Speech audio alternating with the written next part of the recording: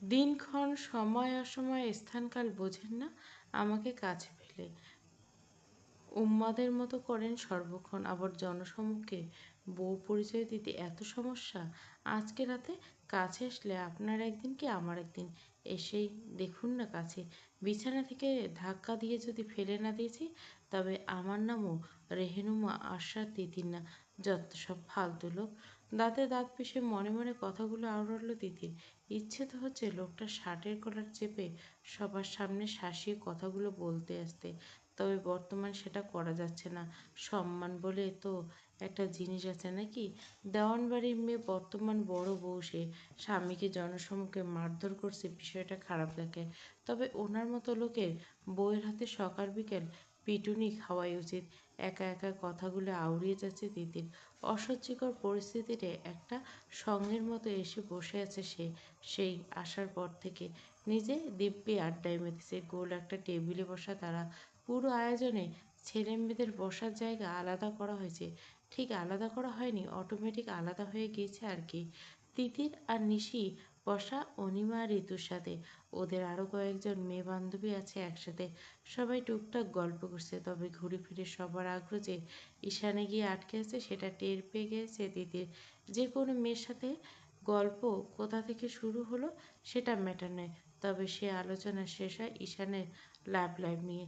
যা তা একটা অবস্থা। তিতিরের টেবিল থেকে খানিকটা দূরে একটা স্কোয়ার টেবিলে উল্টে হয়ে বসা ঈশান। অজানা কারণে ঘাড় ঘুরে বউটাকে দেখার সাহস অব্দি হচ্ছে না। আগে বোঝা উচিত ছিল কোথায় নিয়ে এসেছে বউকে। এরা সবাই তো ল্যাংটাকালের বন্ধুবান্ধব। কত মেয়ে কত যুগে কীভাবে প্রপোজ করেছিল সেসব যত্ন সহকারে মনে রেখেছে, এবং আজ তা অতি আগ্রহের সাথে শোনাচ্ছে। ঈশান আরশাদের বউ যে পাশে বসা, সে খবর তো জানা নেই কারো। দীর্ঘশ্বাস ফেলল ঈশান। মনে মনে হাউতাস করলো একচোটে। মেয়েটা যা জেদি, অভিমানী, কথাগুলো শুনে না জানি কী ভেবে বসে আছে। এতটা এখানে যতটা নীরব পরিবেশ আশা করা হয়েছিল, ঠিক তার উল্টো, প্রচুর হই হট্টগোল। যদিও ঈশান খানিকটা হলেও আন্দাজ করেছিল, যেখানে ফাইমের মতো ধনী বকে যাওয়া দুলালরা থাকবে, সেখানে পরিবেশের কতটা নিয়ন্ত্রণে আশা করা যায়। রিসোর্টের একপাশে উচ্চ স্বরে গান বাজনা হচ্ছে। ড্রিঙ্কস ব্যবস্থা করা হয়েছে ওখানে। ওখানে একগাদা ছেলেপেলের ভিড়ভাট্টা দেখতে পাওয়া যাচ্ছে। সাজিদ এখনো এসে পৌঁছায়নি। জরুরি কোনো কাজে নাকি আটকা পড়েছে বেচারা। নাইম নিয়াজ পাশাপাশি বসা ঈশানে। বাকিরা সব কেরিয়ারে কতটা প্রতিষ্ঠিত সেসব গল্পে মগ্ন। তোমাদের গ্রুপের মধ্যে এক সাজিদ আর অনিমা ছাড়া কেউ এখনো বিয়ে করিসনি। ব্যাচেলার গ্রুপ হয়ে আছিস, রহস্য কি এটার? ওদিক থেকে এক বন্ধুর প্রশ্নে ঈশানের দিকে আর চোখে তাকিয়ে একপাশে হাসলো নিয়াজ। হাত পা ছেড়ে দিয়ে আয়েশ করে বসে বাঁকা কণ্ঠে বলল, আমাদের মধ্যে কেউ বিয়ে করছে কি করেনি তোরা কি করে জানবি? হয়তো তো পরে বিয়ে শাদী করে ফেলছে বহু আগে। হুটহাট বাচ্চার আকিকার দাওয়াত দিয়ে জানালাম সবাইকে আমাদের গ্রুপটা ইউনিক। কি বলিস ঈশান? ঈশান জবাব দেয় না। চোরা চাহনিতে ধমক দেয় নিয়াজকে। ওপাশ থেকে তৎক্ষণাৎ আর একটা আগ্রহ কণ্ঠ শুনতে পাওয়া গেল। ঈশানকে উদ্দেশ্য করলো, ঈশান, রুষাকে তো বিয়ে করলি না, পরিকল্পনা কি প্রেম বিয়ে এসব হবে না তোর দ্বারা? ঈশান স্বাভাবিক মুখে ভুরু উঁচিয়ে বলল, কেন হবে না? বয়স তো আর কম হলো না। কবে করবি? আমি এসেছি আমার বউ আর দুই মেয়েকে নিয়ে। তোর শালা এখনো বিয়ে থাই করলি না? তোদের বিয়ে হতে হতে আমার মেয়েদের বিয়ের সময় এসে যাবে।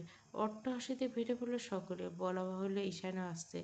ওদিকটায় চাইল্ড আছে, অনেকে ছেলেমেয়েরা খেলছে ওদিকটায়।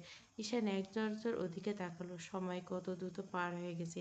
সেদিনের সেই উচ্ছৃঙ্খল ছেলেপেলেগুলো বাপ হয়ে বসে আছে। এখন বউয়ের পাল্লা পরে একদম শৃঙ্খল এসেছে। হাতে কাঁটা চামচখানা প্লেটের মাংসের উপর গেঁথে আছে তিতির। এইটা ঈশানের ঘাড়ে গাঁথতে পারলে বোধহয় খানিকটা হলেও মানসিক শান্তি পেত। নিশিকে ইশারা করলো হই হট্টগোল থেকে একটু বাইরে যেতে চায় সে। এখানে আর একদণ্ড থাকতে হলে ঈশানকে কিছু একটা করে বসবে সে। ঈশানের দিকে তাকিয়ে মুখ বাঁকালো তিতির, দাঁতে দাঁত পিষল। আজকে ছেড়ে দেবো ভেবেছ? এতই সোজা? সেই আসল বোকা। এই লোকে ছুকছুকানিতে মোটেও সাড়া দেওয়া উচিত হয়নি। তখন তো সেও উন্মাদ হলো, সায় দিল ছেলেটার এই উন্মাদনা। বোঝা উচিত ছিল আগে। তবে যা হওয়ার হয়ে গেছে, আর গলছে না সে। এবার তাকে কাছে পাওয়ার এত সহজ হচ্ছে না ঈশানে। ধূপধাপ বিয়ে না হওয়া পর্যন্ত ছুতেও দিবে না। একটা শাস্তি না দিলে হচ্ছে না লোকটার। তিতির ঈশানের হাত ধরে তেঁতুল তেড়ে ফুঁড়ে চলে গেল হোটেলের অন্য দিকটা টেবিলে। ওদিকটা চিৎকার চেঁচামেচি হট্টগোল খুব একটা শোনা যায় না। বন্ধুরা একে একে প্রশ্ন করায় জর্জরিত। নিয়াজ অজানা কারণে বেঁচে যাচ্ছে বোধহয়, নাইমও তাই।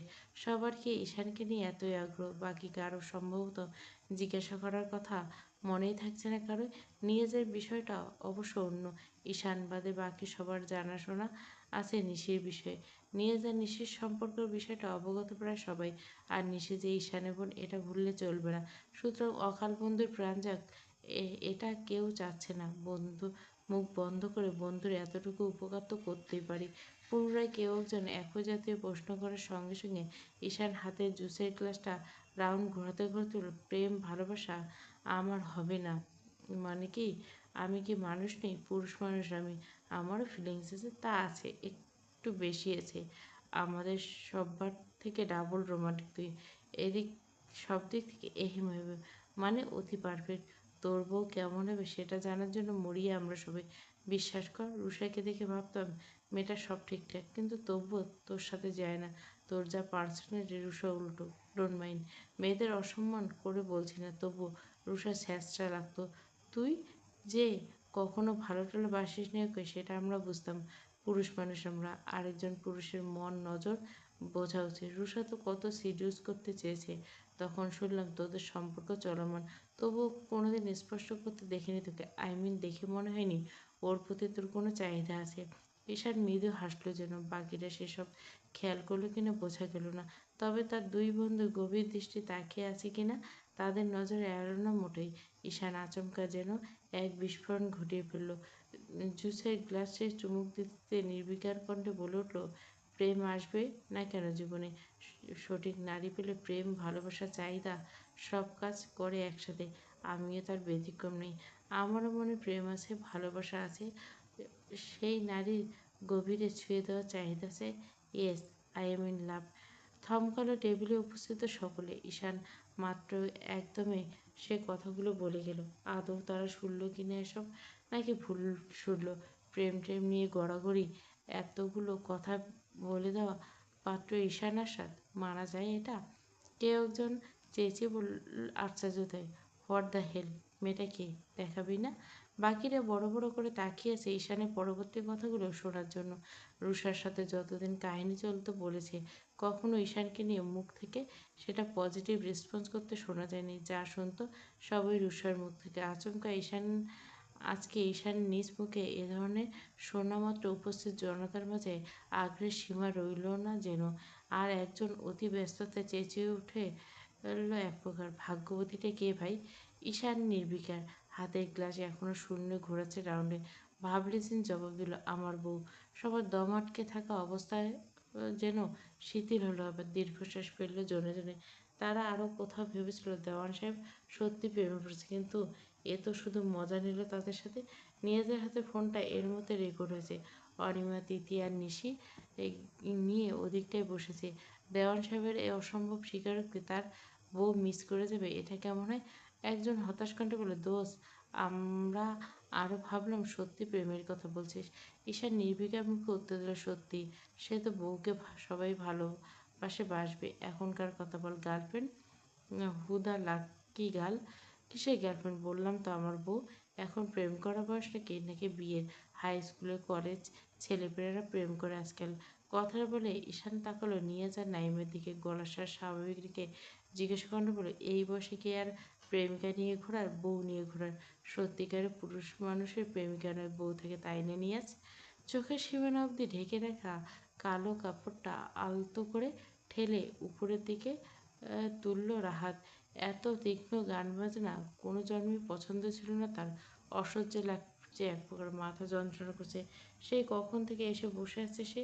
ঢাকা থেকে সিলেট জার্নি করে আসা কি মুখের কথা, তাও একদণ্ড বিশ্রামের সময়টা অবধি পায়নি। তিতিরকে এক নজর দেখার লোভে ঠিক চলে এসেছে পিছু পিছু। ওই তো দেখা যাচ্ছে মেয়েটাকে, শরীরে শাড়ি জড়ানো না? তাই তো, বহুদিন পর তিতিরকে শাড়িতে দেখলো। তিতিরের গায়ের এর শাড়ির রংটা রাহাতের খুব পছন্দের রং। এক পাশে হাসলো রাহাত। প্রিয় নারীর শরীরে শুধুমাত্র নিজের প্রিয় রঙের কাপড় দেখে পুলকিত হচ্ছে তনমন। অথচ আরও কতভাবে দেখা হয়নি এই নারীকে। সবেতে নিশ্চয় খুব সুন্দর লাগলো। সে সুযোগ খোদা তাকে দেয়নি। আচ্ছা, ঈশান দেখে তো মন দিয়ে। ওই যে দিদি শাড়ি পরছে। ওরা এখানে এসে পৌঁছেছে প্রায় ঘন্টাখানেক। রাহাত একবারের জন্য তিতিরের দিক থেকে দৃষ্টি সরিয়ে অন্য নারীতে রাখেনি। ঈশানকে এমন করে জিজ্ঞাসা করা হবে কি কখনো তিতিরকে? ঈশান ছোট ছোট বিষয়গুলি খেয়াল করে বউকে সোহাগ করে কিনা। করা তো উচিত। ওরম একটা পরীর মতো বাচ্চা তার সংসার করতে এলো, মাথায় তুলে রাখতো সে। নিয়তি নিয়তি প্রতি এতটা নিষ্ঠুর না হলেও আজকের দিনটা অন্যরকম হতে পারত। এই যে লুকিয়ে লুকিয়ে প্রায় তিতিরকে দেখতে সে, না আছে মেয়েটা দেখে মুগ্ধ হয়ে তাকিয়ে থাকার অধিকার, না আছে মেয়েটার লাজুক গান একটাবার ছুঁয়ে দেওয়ার অধিকার। কি আছে? কিচ্ছু নেই। তার পরিটা তো আর তার নেই। অবচেতনমন ব্যঙ্গ করে বসলো রাহাতকে, উচ্চস্বরে প্রশ্ন করে বসলো, মেয়েটা তোর ছিল কবে? তোর তকদিরে খোদা তাকে লেখেনি, লিখেছে ঈশান আরশাদ দেওয়ানের তকদিরে। রাহাত হাসলো। কি দারুণ ভাগ্য হতে পারে একটা পুরুষ মানুষের।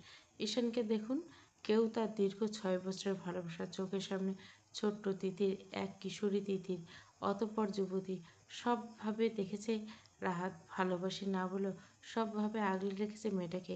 তিতিরকে টের অবধি পেতে দেয়নি সেসব। তবে মেয়েটা যতদিন টের পেয়েছে ততদিনে অন্য কারো সাজিয়ে ফেলেছে ভাগ্য।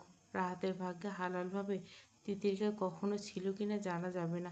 সম্ভবত ছিলই না। থাকলে ভাগ্যের খাতা কলমে কাটাছেঁড়া নিশ্চয় করতেন না। এমন তো নয় যে ঈশান চাওয়া বেশি, শক্তি বেশি ছিল, ভেঙে চুরে খোদার কাছে চেয়েছে ওই মেয়েটাকে। তা তো নয়। এবং রাহাত ওই এক জীবনে তিতিরকে যতটা চেয়েছে আর কেউ চায়নি। আজকাল ঈশানও চায় বুঝি, খুব যত্ন রাখে। খুব জানতে ইচ্ছে হচ্ছে রাহাতের। আচ্ছা, সে কি পারবে এই মুহূর্তে একটা অনৈতিক কাজ করতে? তিতিরের কাছে গিয়ে মেয়েটাকে এক মুহূর্তের জন্য বুকের বাঁ পাশে চেপে ধরতে মস্তিষ্ক প্রতিবাদ করে উঠল সঙ্গে সঙ্গে। ধিক্কার দিল থেকে ব্যঙ্গ করে বলে উঠল, পারিস না তুই, হারাম, পুরো হারাম। ওই নারী তো জন্য পুরো হারাম। অন্যের সহধর্মিণী, অন্য পুরুষের ছোঁয়া বৈধ তার জন্য। তুই কে? কেউ না, কেউ না। হাহাকার করে উঠল বুকটা। সেদিন ট্রেনে তিতিরকে বিদায় দেওয়ার সময় অস্থির লাগছিল, দম বন্ধ হয়ে আসছিল। অবচেতন মন সতর্ক করে দিচ্ছিল বারংবার। হাসল রাহাত, অনিমেষে চেয়ে রইল তিতিরের দিকে। মুক্তঝরা হাসি মেটার, কি মিষ্টি মায়াবী মুখখানা। ছটপট করে উঠল শরীরটা। মিনিট 10 হলো ঈশানে ব্যস্ত চোখ অস্থির হয়ে খুঁজে যাচ্ছে তিতিরকে। মেয়েটা ফোন বন্ধ। নিশিকে ফোন করে জেনেছে পাশের করিডোরের ওদিকে আছে মেয়েটা। অনিমা, ঋতু সাথে আছে, মানে সম্পূর্ণ নিরাপদে আছে তিতির। তারপরও মেয়েটাকে না দেখে না অনেকক্ষণ হয়ে গেছে। গলা শুকিয়ে আসছে, তেষ্টা পেয়েছে ভীষণ। নাইম অনেকক্ষণ যাবৎ লক্ষ্য করে যাচ্ছে ঈশানের এই ছটফটে অবস্থা। থাকতে না পেরে এবার প্রশ্ন করেই বসল, বউকে খুঁজছিস? স্বীকার করলো তৎক্ষণাৎ, উপর নিচ মাথা ঝাঁকিয়ে গম্ভীর কণ্ঠে বলল, ঋতুকে কল দিয়ে বল এদিকটায় নিয়ে আসতে, আমাদের আশেপাশে থাকতে। নিয়াজ নাইম দুজনে হেসে ফেলল। ও নাকি বিয়ে করতে চায়নি, এই বউ পছন্দ হয়নি, এর সাথে সংসার করবে না। আর এখন ছেলেটা বউকে চোখে হারাচ্ছে। ওদিকে আরেক শকুনের দৃষ্টি স্থির হয়ে আছে ঈশানের উপর। ছেলেটার সমস্ত গতিবিধি নজরে রাখছে তাহমিদ। আজকে আসার পরিকল্পনা মূলত ঈশানীকে অনুসরণ করা। উল্টে আরও একটা লাভ হয়ে গেল, তিতিরকে দেখতে পেল। মেয়েটা পুতুল একটা, কাজের উপর থেকে ডিস্ট্র্যাক্ট হয়ে যাচ্ছে বারংবার তিতিরের জন্য। নাইম কান থেকে ফোন নামিয়ে নাইম ঈশানকে উদ্দেশ্য করে বলল, ওয়াশরুমে খুঁজছে তোর বউ, ওদিকটায় যাবে হয়তো নিশির সাথে। নাইমের কথা শেষ হওয়া মাত্র ঈশান উঠে দাঁড়ালো। নিজের সাথে আসতে বলে নিজে পায়ের গতি দ্রুত বাড়ালো। ব্যাগ রাখো, আমি শাড়িটা ঠিক করব। তিতির হাত থেকে ফোন আর ব্যাগ নিল নিশি। ভুরু উঁচিয়ে জিজ্ঞেস করলো, পারবি? পারবো। ওয়াশরুমে এদিকটায় ফাঁকা, সবাই গান নাচ ওখানে ব্যস্ত। দু একজন আছে কালভদ্রে, শাড়ির অবস্থা বেহাল। কেউ একজন ভুলে আঁচলে পা দিয়ে ফেলেছিল, পিন খুলে যা তা অবস্থা। জর্জেটের শাড়ি সামলাতে এমনি হিমশিম খেয়ে যায়। শরীর ঠিকঠাক ঢেকে শাড়ি পরছে কতটা সময় নিয়ে, সব এলোমেলো। কাঁধের উপরে রাখা আধখোলা পিনটা খুলে রেখে বিশাল আয়নের সামনে। পুরোনোটাই সম্ভবত খুলে ফেলতে হবে। নিশিকে ডাকা উচিত। এক হাতে শাড়ির অংশটাকে আঁকড়ে গুটি গুটি পায়ে দরজার সামান্য ফাঁক করে দাঁড়ালো তিতির। গলার স্বরে মিহি স্বরে ডাকলো নিশিকে। প্রথমবার ডাক উত্তর আসলো ওপাশ থেকে, দ্বিতীয়বার ডাকবে তার আগে ভূতের মতো সামনে এসে হাজির হলো কেউ একজন। আতঙ্কে এক প্রকার চিৎকার করে উঠল মেয়েটা। এলোমেলো শাড়িটা আতঙ্কিত হয়ে কোনো মতে চেপে গেল বুকের উপর, হুড়মুড়িয়ে পিছিয়ে গেল। ছিটকিনি বন্ধ হলো ভিতর থেকে। ঈশান বুকে হাত রেখে তখনও হাঁপাচ্ছে মেয়েটা। ঈশান বুকের উপর আড়াআড়ি হাত ভাঁজ করে দরজায় পিঠ ঠেকিয়ে দাঁড়িয়েছে। অনিমেষ তাকিয়েছে তিতিরের দিকে। তিতিরের মুখের কথা যেন আটকে গেল, চটল ভীষণ। উচ্চ গলায় বলল, পাগল হয়ে গেছেন? ফিমেল ওয়াশরুমে এভাবে কেউ ঢুকে? আমি ভাবছি কে নাকি, কি অবস্থায় আছি। ছি, অন্য কেউ যদি হতো। কি বাজে একটা বিষয়। ঈশান তীক্ষ্ণ চোখে পুরো পা থেকে মাথা অবধি অবকলন করে গেল তিতিরে। কোনো মতে জড়িয়ে আছে শাড়িটা, উপরের অংশ দলা পাকিয়ে আছে রাখা মেয়েটার হাতে। ভুরু জোড়া কুঁচকে ফেলল ঈশান। এ অবস্থা কেন শাড়ির? তিথি পুনরায় তেতে ওঠা কণ্ঠে বলল, দাঁড়িয়ে থাকবে না, বাইরে যান। বড় বুকে ডেকে দিন একটু। দেখছেন না কি অবস্থা, যান। ঈশান যায় না, উল্টে কদম ফেলে দূরত্ব ঘোচায় তিতিরের সাথে। গম্ভীর মুখে বলে, শাড়ির এমন অবস্থা কেন? পিন খুলে গেছিলাম, ভাবলাম ভালো করে পরি আবার, তাই পুরোটা খুলে ফেলেছি। আবুকে ডেকে দিন প্লিজ। ঈশানের মধ্যে বের হওয়ার কোনো আগ্রহ দেখতে পাওয়া গেল না। এমনিতে বউ এতক্ষণ না দেখতে পেয়ে গলা শুকিয়ে কাঠ হয়ে গেছিল তার।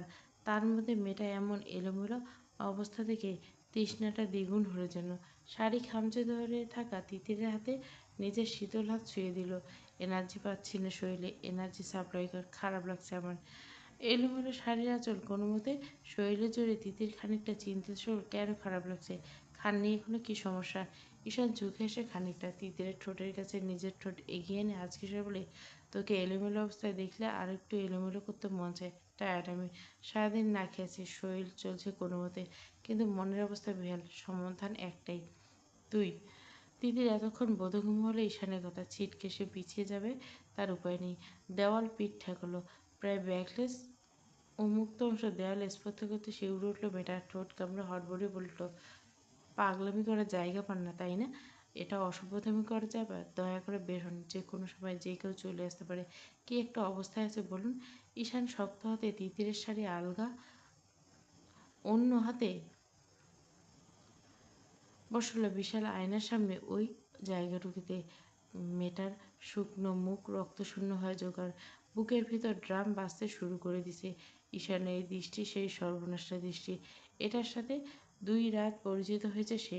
2 রাতের এক গভীরতায় বুঝে গেছে সে। ঈশান শাড়ির অংশসহ 2 হাতে তিতিরের দুপাশে ভর দেখে ঝুঁকে এলো ওর দিকে। হাঁচকি সে বলল, আমি তোকে এখন একটু আদর করতে চাই। আঁতকে ওঠা কণ্ঠে তিথি বলল, খবরদার, এটা বাড়ি, এখানে এমন করলে চলছে না। কথাটা কোনো মতে শেষ করে ঈশানের শীতল ললা এসে ঠেকল তিতিরের তপ্ত ললাটে। চোখ বুজে আছে ঈশান, হাঁ করে শ্বাস ফেলছে। বউ তুই আমার, যেখানে খুশি আদর করব। এতক্ষণে ঈশানের উন্মাদনায় খেয়াল ছিল না কিছু কথা। সে তো শুধু চিন্তায় ছিল বাইরে কেউ চলে আসছে নাকি। তবে ঈশানের এই কথায় হুট করে খেয়াল হলো আজকে গেট টুগেদারের কাহিনীগুলো। সবার সামনে বউ হিসেবে স্বীকৃতি দেবে না, অথচ অসভ্যের মতো ওয়াশরুমের মধ্যে। ছি ছি। এক নিমেষে সকল লাজ জড়তা কেটে গেল মেয়েটার। 2 হাতে সজোরে ধাক্কা দিয়ে সরিয়ে দিল ঈশানকে। ঈশান হয়তো কাছে আসার কারণে নিজের শক্তপোক্ত শরীরের ভার বেশ আলগা হয়ে গেছিল। তিতিরের অতিরিক্ত ধাক্কাতে এলোমেলো ঢুলে পিছিয়ে গেল বেশ খানিকটা। নিজে অবাক হলো। সামান্য ঘাড় বাঁকিয়ে প্রশ্ন ছিল, করবো না আদর? দিবি না করতে? তিতির দাঁতে দাঁত পিষে জবাব দিল, যে জনসমক্ষে বউয়ের পরিচয় দিতে পারে না, সারাটা সময় জুড়ে বউয়ের সামনে অন্য নারীর গল্প হয়ে যায়, তবু ন্যূনতম সম্মান দেয় না আমাকে? লজ্জা করে না আপনার? নাচতে নাচতে ছোটো লোকের মতো মেয়েদের ওয়াশরুমে চলে এসেছেন, সেই পরিচয় না দেওয়া বউয়ের পিছু পিছু নিজেকে হলিউডের হিরো ভাবেন? একদমই ওয়াশরুমে এসে নোংরামি করবেন না। এত রোমান্সের দরকার নেই আমার। একটা শ্বশুরবাড়ি আছে যেখানে স্বামী স্ত্রীর একটা ঘর আছে, তার মধ্যে বিশাল একটা বেড আছে, যা করার সেখানে, রেস্টুরেন্টে, বাথরুমে। ছি ছি, আল্লাহ মাফ করুক। ঈশান আশা দেওয়াকে কেউ ছোট লোক বলল? কার এত সাহস? আর একমাত্র বউ ছাড়া আর কার? এই মেয়ের সাহসে বরাবর এক কাঠে উপরে। ঈশান থমকায়। এক মুহূর্তের জন্য কতগুলো কথা শুনিয়ে দিল মেয়েটা। সে কোথায় অন্য আদর করতে চায় সেটা কখন বলল?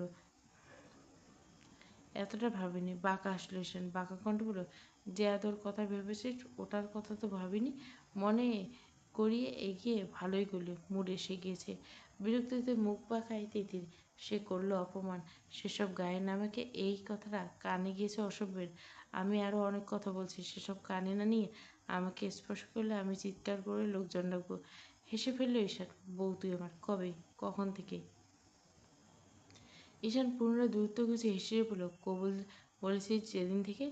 সেটা কে জানে। আমি তো আপনার কাজিন, আপনার পিয়ন, অবিবাহিত। বউ পরিচয় দিতে লজ্জা পান, সুতরাং চেঁচালে খুব একটা সুবিধা হবে না আপনার। ঈশান স্ত্রীর দিকে তাকিয়ে রইল। মেয়েটা রেগে আছে। অনিমা ঠিকই বলেছিল, অবশ্যই রাগা উচিত। কোনো স্বামী যদি তার বউয়ের পরিচয় না দেয়, এত মানুষের সামনে অসম্মান হয়।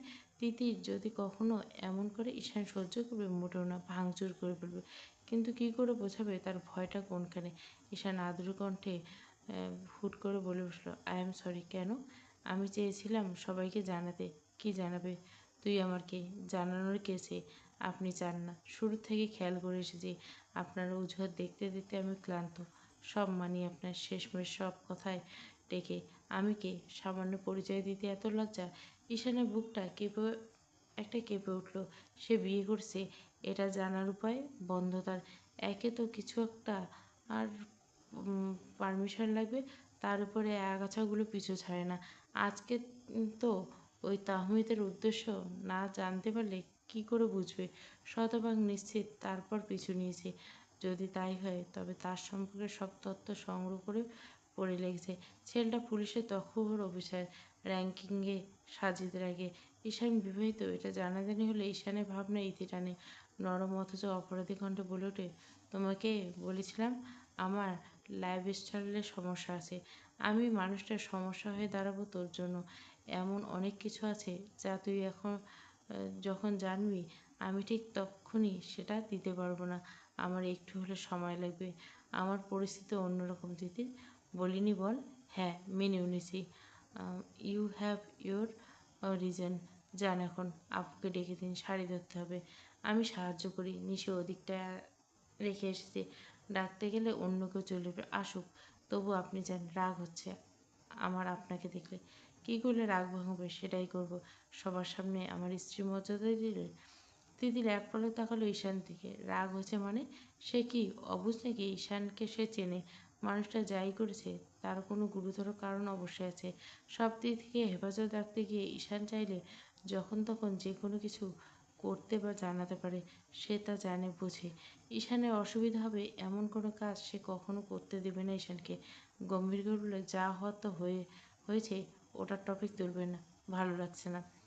ছেলেটা খসখসে আঙুল এসে ছুঁয়ে দিচ্ছে তিতিরে নরম ঠোঁটে। সেদিকে ঘোলা চোখে তাকিয়ে শুকনো ঢোক গিলে ঈশান হাঁচকি সরে বলল, আর হাতে গোনা কয়েকটা দিন, তারপর বিশ্বাস কর গোটা দুনিয়াকে জানিয়ে দিব তোকে আমার বউ করাবো আমি। আর কয়েকটা দিন সময় দেওয়া যায় না? না দিলে বা কি? আপনার কাজ তো আটকে নেই। আপনি সবসময় নিয়ে টিকে নেবেন। তুই বললে ধ্বংস হতে রাজি। আমাকে বউ পরিচয় দিলে ধ্বংস হওয়া লেখা আছে? শব্দ করে হেসে ফেলল ঈশান। মেয়েটার গম্ভীর মুখের দিকে তাকিয়ে ঠোঁট কামড়ে হাসল। নরম গলায় আলতো করে হাতটা চেপে ধরে বলল, তুই গোটাটাই ধ্বংস, ধ্বংসবতী নারী। ঈশান আশ্বাস দেওয়া যায় চিরচেরে রাশভারী ইমেজ ধ্বংস করছিস। তাকে উন্মাদ বাড়ি দিছে, অসভ্য নির্লজ্জ বানিয়েছিস। না হলে ঈশান ঝুঁকে গিয়ে তিতিরের গালে ভেজা চুমু এঁকে ফিসফিস করে, না হলে ঈশান আস্বাদন কখনো বউয়ের পিছু পিছু বাথরুমে চলে আসে। নির্লজ্জের চূড়ান্ত হয়েছে কি? কতক্ষণ আছে এখানে? ছি, বাইরে হতে লাইন ধরে গেছে। সবাই আসবে তো নাকি? সে সমস্যা আমি করে এসেছি। আপু কী ভাবে? কিছুই ভাববে না। অসহ্য লাগছে।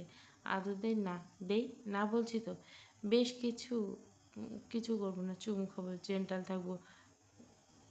সত্যি। তিতির ঠোঁট চেপে ধরল নিজের পায়ের তলা শিরশির করছে, তলপেটে কেমন সুড়সুড়ি দিচ্ছে কেউ। তিতির জবাব না পেয়ে আশকারা মনে করলো ঈশান। নিজের শীতল হাতটা আলতো করে মেয়েটার কোমর ছুঁয়ে দিতে তিতির হাত চেপে দিল, এখানে না। ঈশানের অধৈর্য স্পর্শ পেয়ে তিতির গলায় একটা ছোট্ট লকেট ঝুলছে। উঁচু হয়ে থাকা বিউটি টনের উপর উতলা কণ্ঠে বলল, সারাদিন খুব কাজের চাপ ছিলাম, এসেও তোকে কাছে পেয়ে চুমু খাবো, গলা শুকিয়ে গেছে। তিতির ঠিক করে নিছে ছুতে দেবে না মানেই দেবেই না। ঈশান বোধহয় টের পেল সেটা, ভুরু জোড়া কুঁচকে এলো তার। ছুতে দিচ্ছিস না মানে কি সর্বনাশের কথা? আমাকে তুই ছুতে দিচ্ছিস না কেন?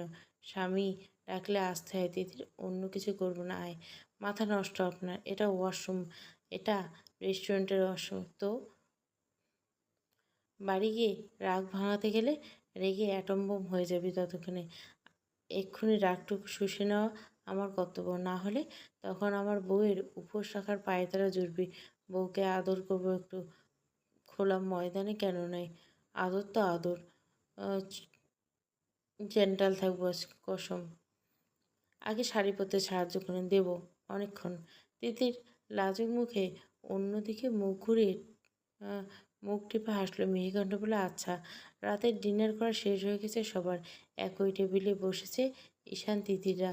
যদিও ঈশানকে ডিঙ্গি গিয়ে তিতির বসেছে নিয়াজের পাশে, দাঁতে দাঁত পিষে খাবার খেয়ে যাচ্ছে ঈশান।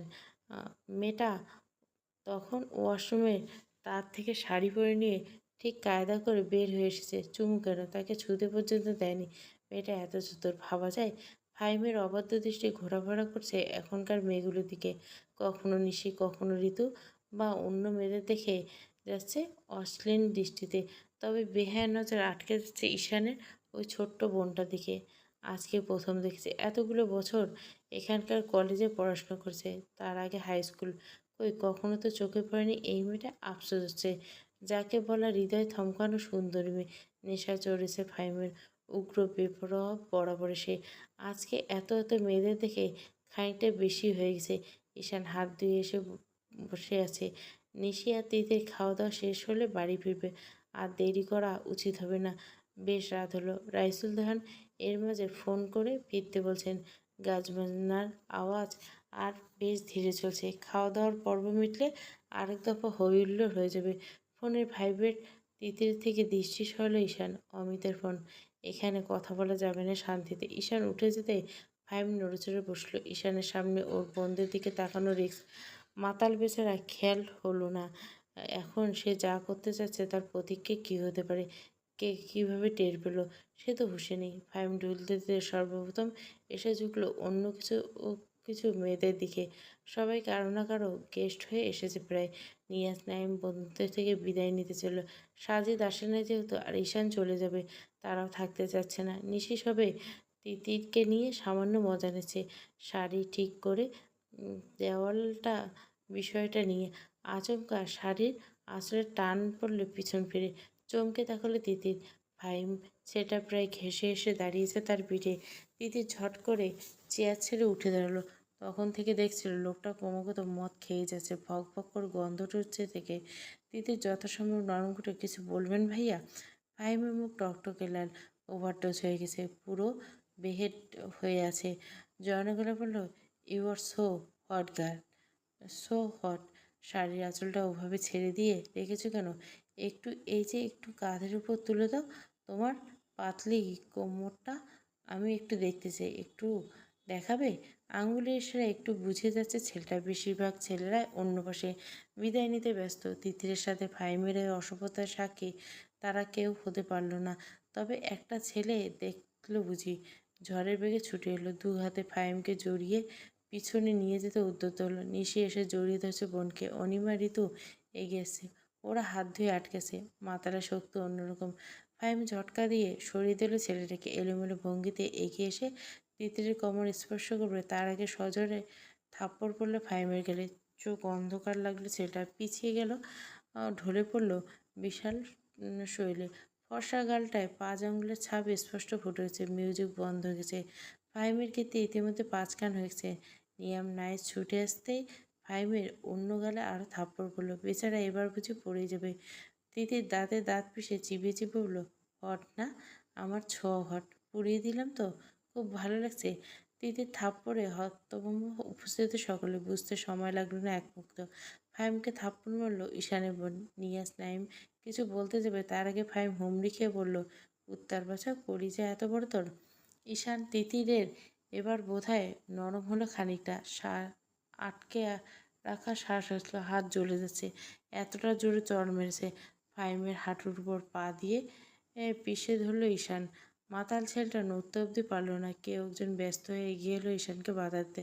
উতলাকণ্ঠ বলল, বন্ধু হয়তো। ঈশান ছেড়ে দে, মাতাল হয়ে আছে। না হলে তোর বোনকে রাগে হিতাহিত জ্ঞান শূন্য হয়ে যেন। ঈশান চেঁচিয়ে উঠল একবার, হারামখোর। বোন না, বউ। বউ কানে শুনলি? বউ হয় ওই মেয়ে আমার, বোন না। তিন কবুল পড়া বউ আমার। বজ্রপাতের হলো কি মাথায়? হলো কি? কি বলল ঈশান? ভুল শুনল নাকি? তিতির এক মুহূর্তের জন্য বরফ হয়ে গেলে যেন। নিশির সাথে চোখাচোখি হলো। অনিমা মুখ চেপে ধরল নিয়াজে। নিয়াজ খামচে ধরল নাইমের হাত। সজোরে ফাহিমের উড়ু বরাবর লাথি মারল ঈশান। গুঙিয়ে উঠল ফাহিম। চোখ দিয়ে অগ্নিবর্ষণ হলো যেন। সে মোটেও এতটা মাতাল হয়নি যতটা মাতাল হলে মানুষ চিনবে না। চিনিয়েছে তো ঈশানের বোন দুটো, সেই কারণে এগিয়েছিল। ঈশানের সাথে নিঃশব্দে রেষারেষি তার বহু জন্মের। নিশিকে অ্যাটাক করত, কিন্তু মেয়েটা ননির পুতুল মনে হয়েছিল। কিন্তু না, বাঘের বংশ যেন। কি জোরে থাপ্পড় মারল মেয়ে মানুষের হাতের প্রথম থাপ্পড়, তাও দুটো। এখন নাকি আবার শুনে এটা বউ না বোন, ঈশান আশাদের বউ। ঈশান একদলা থুতু ওর পায়ের কাছে ছুঁড়ে হেসে বলল, ক্ষমা চা কুত্তার বাচ্চা, খুন করে ফেলার আগে ক্ষমা চা। ফাহিম টাল মাটাল হয়ে উঠে দাঁড়ালো। তাকে পিছনে থেকে ধরল কেউ। বাঁকা হাসি দিল। তোর বউ এটা? এই জিনিস পেলি কোথায়? খাসা জিনিস, আসমান থেকে হুড়পড়ি নামে এসছে। কথাটা বলতে দেরি ছেলেটার অঙ্গে বিশেষ। ঈশানের পা চালাতে দেরি না। নিজের বিশেষ অঙ্গ চেপে গুঙ্গিয়ে উঠল ছেলেটা। দাঁতে দাঁত পিষে চোখ বুজে ফেলল। ঈশান চিৎকার করলো, মেয়ে দেখলে হুঁশ থাকে না তাই না? মেয়ে দেখলে খাসা মাল লাগে?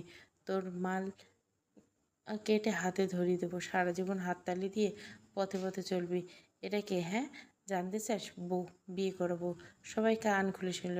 ও রেহনুমা আশরাত তিতির, ঈশান আশরাত দেওয়ানের বউ। এখানে একটা মিসেস ঈশান আশরাত দেওয়ান দাঁড়িয়েছে। She is my women. নজর হেফাজতে কর। জবানে লাগাম টান, না হলে তোর চোখ আর জিভ দুটোই আমার হাতে থাকবে। ক্ষমা চা ওর কাছে। ছুঁয়েছিস ওকে? ছোঁয়ার সাহস হয়েছে? তোর হাত ভেঙে গুঁড়িয়ে দেবো আমি। ক্ষমা চা কুত্তার বাচ্চা, ক্ষমা চা এখন, এই মুহূর্তে। না হলে ফাহিম সম্ভবত এত সহজে হার মানত না। তবে উপস্থিত সবার চাপে মাপ চাইল। তিতির প্রতিউত্তর না করলো কোনো ধরনের। নিঃশব্দে ঈশানের পিছনে এসে দাঁড়ালো। মুখের বিন্দুমাত্র সহানুভূতির ছাপ নেই। ঈশানের মুঠো করে রাখা কম্পিত হাতটা স্পর্শ করলো আলতো করে। শিথিল হলো ঈশান। ছেলেটার 5 আঙ্গুলের ভাঁজে নিজের আঙ্গুল গুলিয়ে নরম কণ্ঠে বলল, শান্ত হন। ছুঁতে পারেনি আমাকে, আপনি আমাকে ছুঁয়ে দিয়েছেন। আর কোনো পুরুষ অযাচিত স্পর্শ আমি গায়ে লাগাতে দেব? অসম্ভব। নিজে হেফাজত করতে করতে হলে মরবো, মরতে হলে মারবো, ভরসা রাখুন। ঈশান এক হাতে জড়িয়ে নিল তিতিরকে। ফাহিম সরিয়ে নিয়ে যাওয়া হলো। হলরুমে ভর্তি মানুষজন। সবার চোখ চকচক করে উঠল। শেষ মুহূর্তে কি সারপ্রাইজ ছিল এটা! ঈশান আশরাত বিবাহিত। আজকে সারাক্ষণ তাদের সাথে মিশে থাকা ওই পুতুলটা ঈশানের বউ। এত ভালোবাসা। মুগ্ধ হলো এদের দুজনকে দেখে। ঈশান কাউকে ভালোবাসতে পারে, তাও এরকম ভেঙে চুরে। ভাবা যায়? প্রকাশ্যে তার কপালে আদর রাখতে দ্বিধা করছে না ছেলেটা। অবিশ্বাস্য। চলবে সাজের মায়া পর্ব 36। পুরো গল্পটা প্লেলিস্টে। আকাশপ্রিয়াটা দিব। আকাশপ্রিয়া শুধু 2টো পর্ব হবে। শেষ পর্বের প্রথম অংশ দিছি, দ্বিতীয় অংশ, তৃতীয় অংশ। আর গ্রাস রাত্রিটা একটু দেখো। গ্রাস রাত্রিটা ভালো গল্প, ভালো লাগবে সবার।